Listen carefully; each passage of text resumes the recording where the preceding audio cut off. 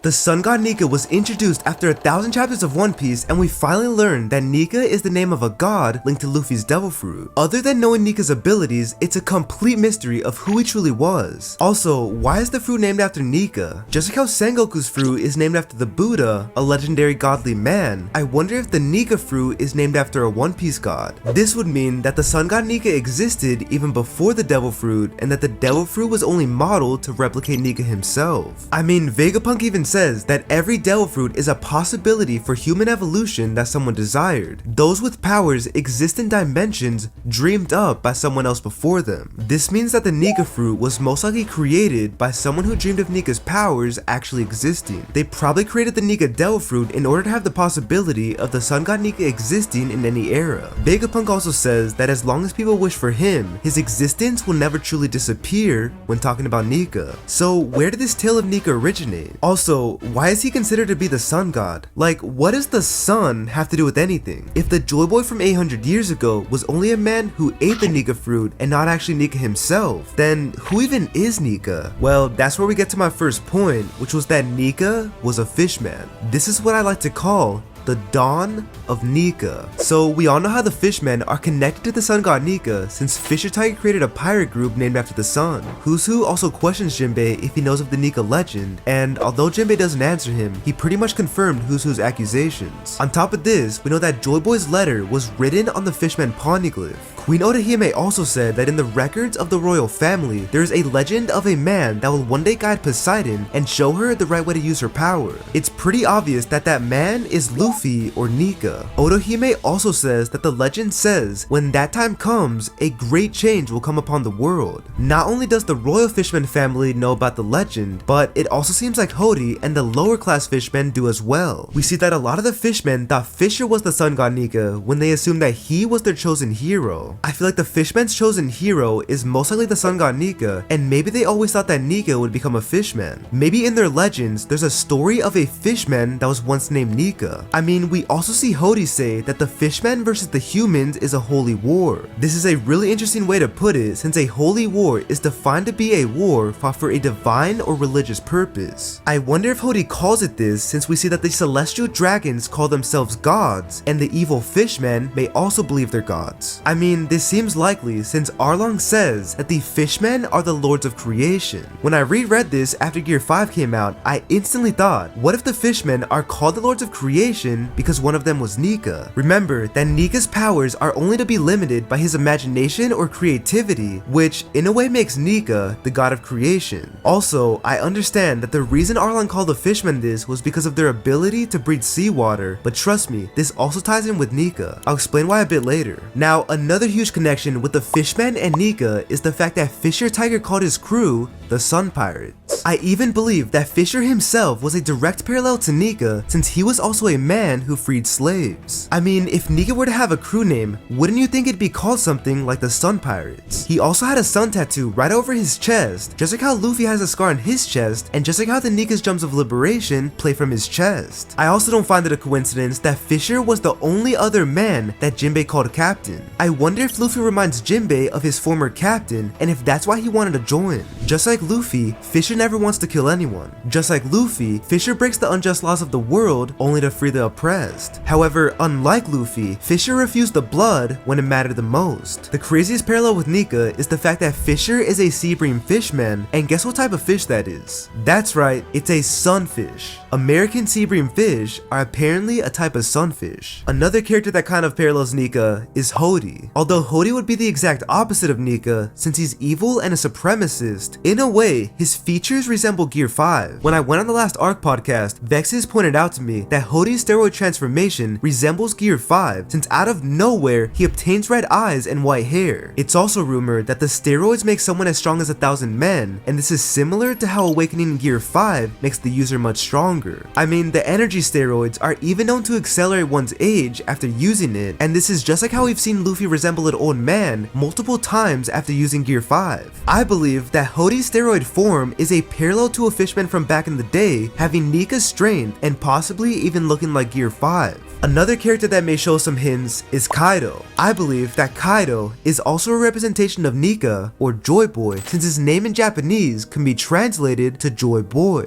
We also know that King thought Kaido was Joy Boy. I wonder if Kaido having a mythical zone fish fruit is a hint to the original Nika being a Fishman. Is it really a coincidence that the very arc in which Luffy becomes Joy Boy and awakens Nika, he defeats a fish with a name that can be translated to Joy Boy? If you still don't think that Nika was once a Fishman, then how come the only other character in One Piece that's named Nika is a fish? That's right, there's a guppy mermaid that literally says her name is Nika. I also find it very interesting that the very first thing Luffy does after eating the Nika fruit is go to the fish store and buy some fish. During this scene, we even see Luffy say that after eating the Gum Gum fruit, he's become even happier. This is probably the earliest foreshadow of the Gum Gum fruit being the Nika fruit, since we know that the Nika fruit puts smiles on people's faces and is a god that laughs. Now, although I do believe Fisher to be the representation of the original Nika, and Hody to be a parallel, there's also more connections with the sun and the Fishman. First of all, we know that the entire people of Fishman Island wish to reach the light of the sun.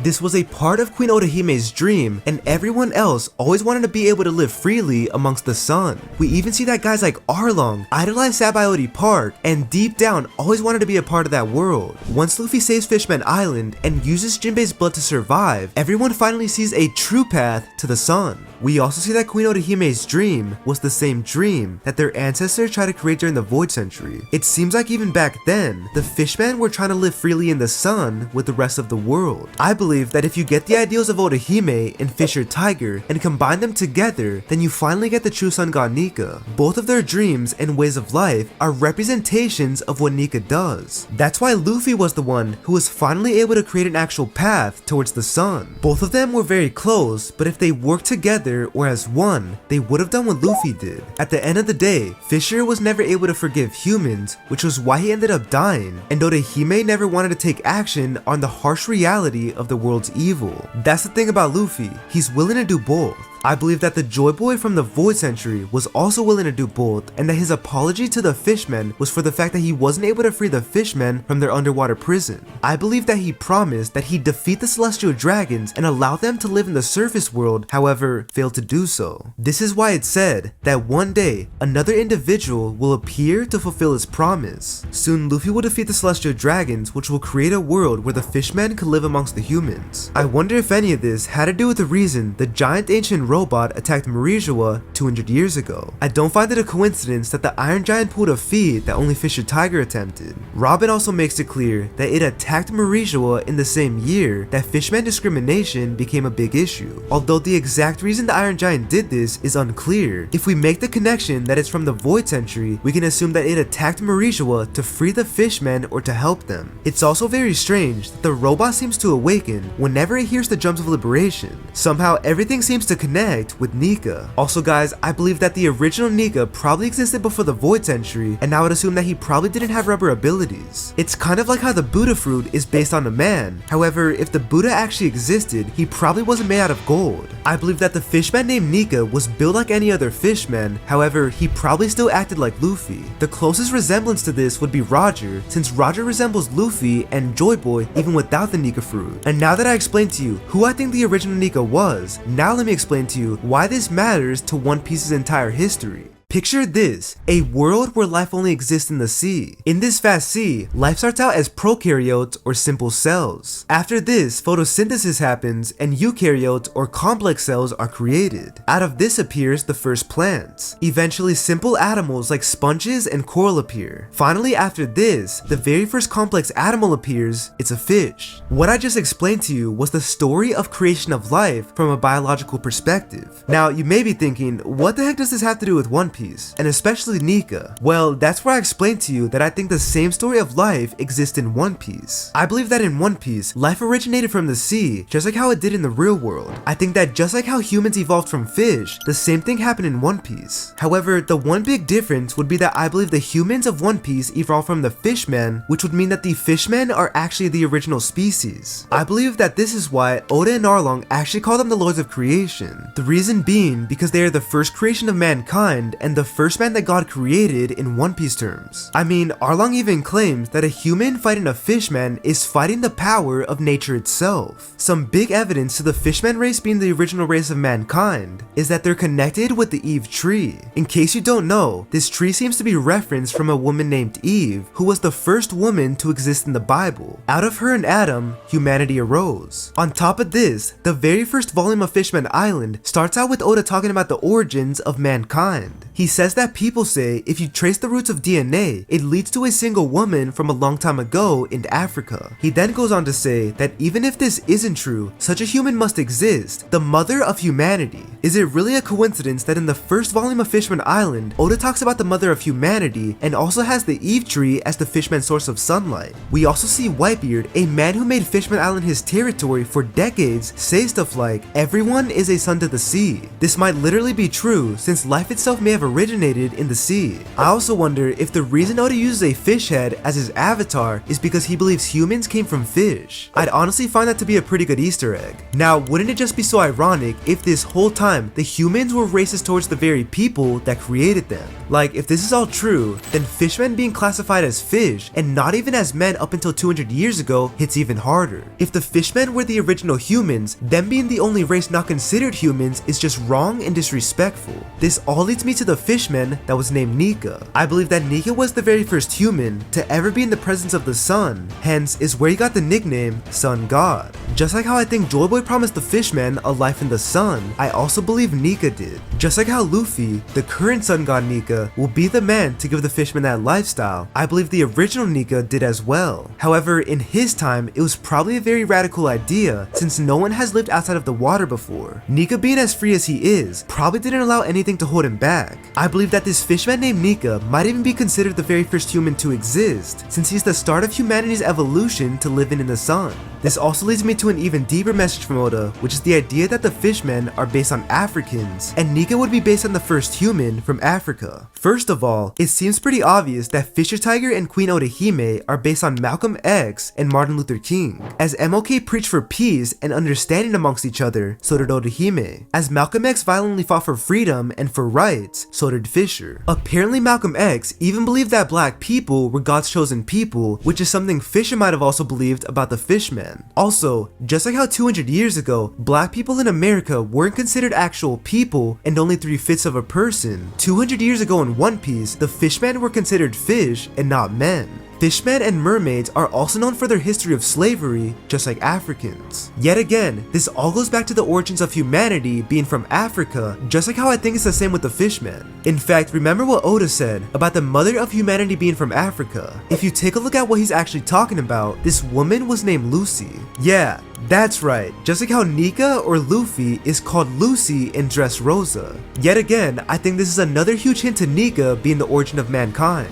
Lucy is also an ape, just like how Luffy's name is Monkey D. Luffy. We even see Oda talk about human evolution in volume 12, where he says that man came from the ape. Another thing is that while Luffy is called Lucy in Dressrosa, he also wears a fish costume. This might be another hint to Nika being a fishman who is also the origin of humans. Now, to get even deeper, let's now take a look at what the Bible has to do with all this. So, it's no surprise that Kuma's Bible is probably connected to the Void Century since we know that he worships the Sun God Nika. I believe that Nika is the god of the One Piece Bible and that's why Kuma always carries it around. To simply put it, I think that Nika is the Jesus of the One Piece Bible. We see some evidence of this when we see Kuma's church. There's a cross with a sun in the middle of it. This sun has 8 circles around it, and as I've said in many other videos, I believe this symbol to be the symbol of the ancient kingdom. The reason for that is because many cultures connected to the ancient kingdom use it. Now, if Nika is the Jesus of the One Piece world, kind of like how Sengoku's fruit is the Buddha of One Piece, then that would explain why Nika and Jesus have so many parallels. First of all, they look the same. Jesus was described to have white wool hair and red eyes. Secondly, when Jesus returns in Revelations, he defeats a dragon called the Beast, also called the Devil, just like how Luffy defeats a dragon that's the captain of the Beast pirates and also a demon.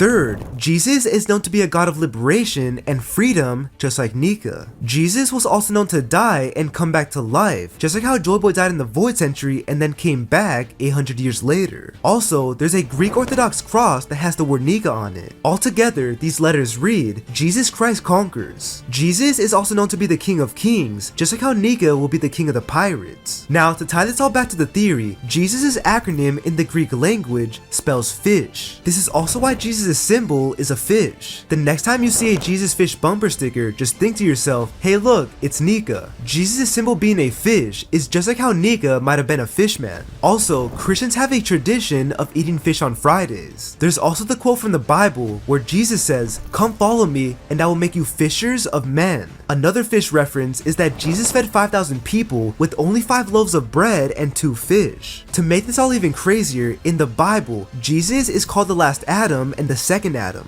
Yes, this is a reference to Adam, the first man ever created in the Bible. This is literally just like how I believe Nika the Sun God to also be the origin of humans. Also, knowing all of these connections, is it really a coincidence that Fishman Island is the place with multiple references to the Bible? Not only do we see the Eve tree, but we also see the Noah. I feel like these references to Christianity might be the proof that we need to confirm everything together. In the Bible, the sea is the first thing to exist in the world. The first animals that God creates are the water animals, which are most likely fish. This is just like how I believe the fish and fishmen were the lords of creation in One Piece. I also noticed that in the volume where Luffy fights Arlong, Oda randomly places a Jesus cross in the cover drawing. Like, why would Oda even draw this symbol? There would have to be a reason, right? Considering that it isn't just any symbol, and actually an extremely important symbol in worldwide history, I think he put it there for a reason. I mean, this is the very volume where we see the drums of liberation foreshadowed for the first time. We see Luffy passing out just like in Wano, and then being reawakened due to a beat on his heartbeat. This also happens while he's fighting a fish, just like how Kaido ate a fish fruit. I don't find it a coincidence that the first time the drums of liberation are foreshadowed, it's in the arc where we learn of the Fishman. Now, if any of this theory ends up to be true at all, then I think Oda's trying to tell an important message to the real world.